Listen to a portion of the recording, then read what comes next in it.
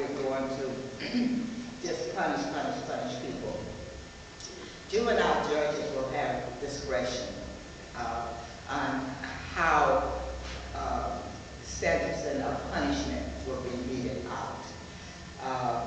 There is a provision for electronic monitoring, which the judges can order.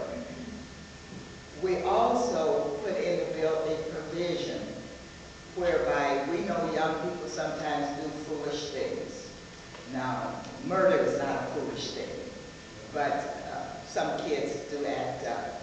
And we did not want some youngster, say 16 years old, to do something foolish and it haunt him for the rest of his life, you know.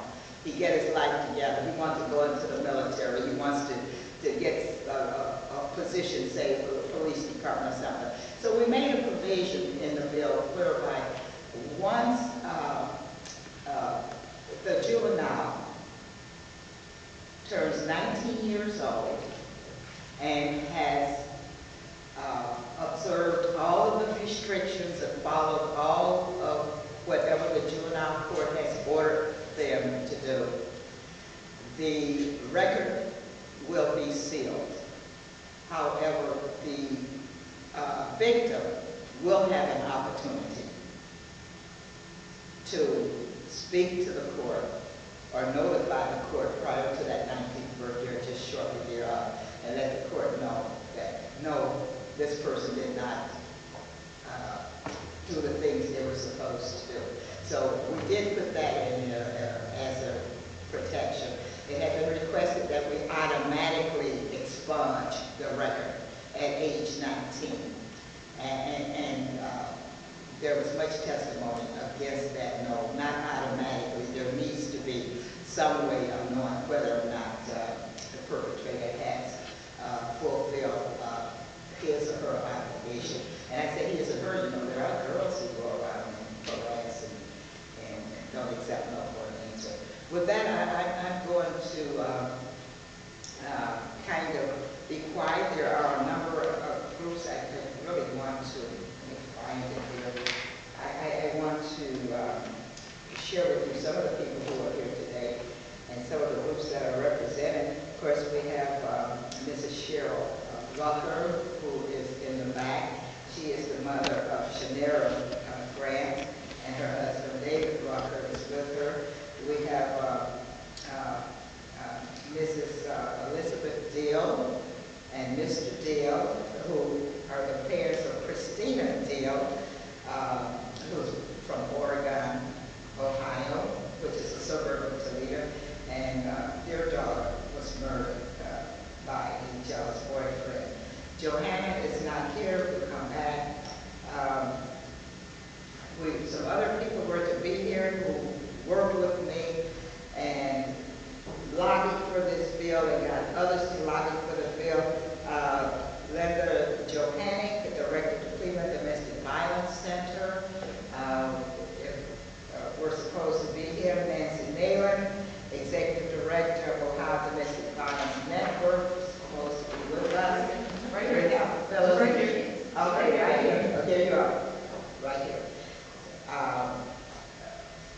Phyllis Carlson Ryan, executive director of Action Ohio Coalition for Battered Women. Then we got Bridget Mahoney of Ohio Domestic Violence board members.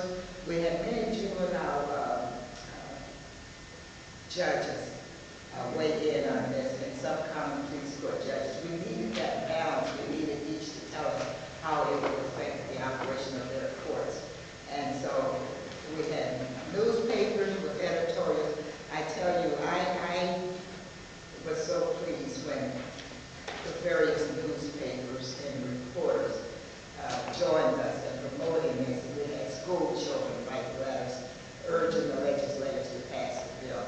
I do say, I believe that many a life will be saved because of this bill, where young people can get a protection order rather than no contact order. And for that, good afternoon. I am Cheryl Rucker, and I'm the mother of Cheryl Grant. And But all I ever asked in the very beginning, when I started in 2004, is that what we should follow. How should we do this? How should we do that? Because at the beginning of the first assault on my daughter from the man that killed her, I was in school to become a paralegal at the time.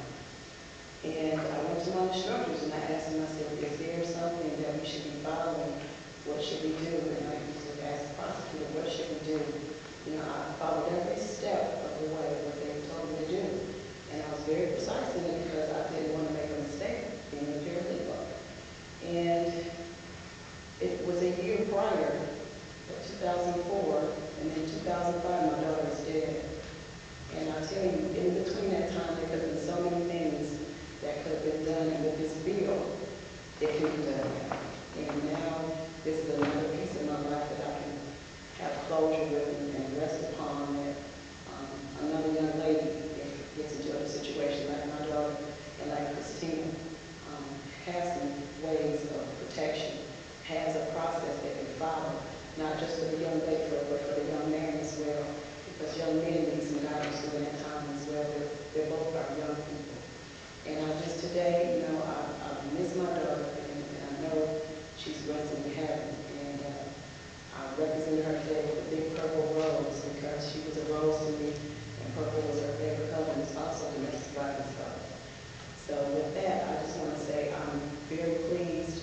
I thank God for Representative Brown, for everything that she's been through. She still stuck through it. And Liz coming down and speaking on behalf.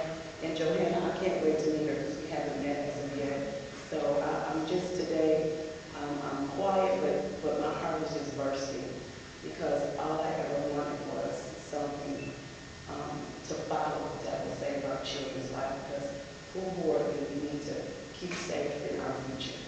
So today is a landmark for me, and I'm not happy because it is a law, but I'm hoping that it will deter